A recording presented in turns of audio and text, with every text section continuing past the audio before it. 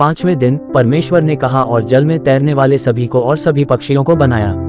परमेश्वर ने देखा कि अच्छा है और उन्हें आशीष दिया।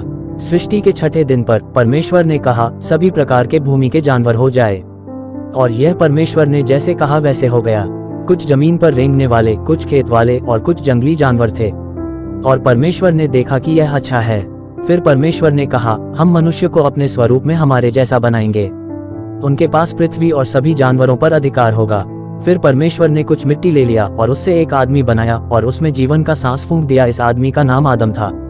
परमेश्वर ने आदम के रहने के लिए एक वाटिका बनाया और वाटिका की देखभाल करने के लिए उसे वहां रख दिया।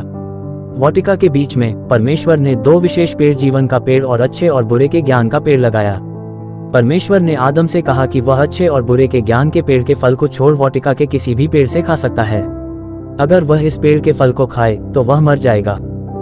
फिर परमेश्वर ने कहा आदमी का अकेला रहना अच्छा नहीं है, परंतु जानवरों में से कोई भी आदमी का सहायक नहीं बन सकता था।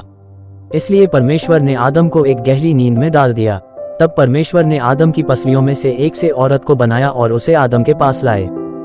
जब आदम ने उसे देखा, वह बोला अंत में यह मेरे जैसी है। वह आदमी से बनाई गई है, इसलिए उसे औरत के नाम से जाना जाएगा। यही कारण है कि एक आदमी अपने पिता और माँ को छोड़कर अपनी पत्नी के साथ एक हो जाता है। परमेश्वर ने अपने स्वरूप में आदमी और औरत को बनाया, और परमेश्वर ने देखा कि यह अच्छा है। ये सारी रचना सृष्टि के 6ठे दिन में हुआ। जब 7वां दिन आया, परमेश्वर ने अपना काम पूरा कर लिया था।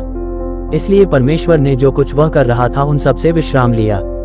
उसने 7वें दिन को आशीष दिया और उसे पवित्र बनाया, क्योंकि इस दिन परमेश्वर ने अपने काम से विश्राम लिया था।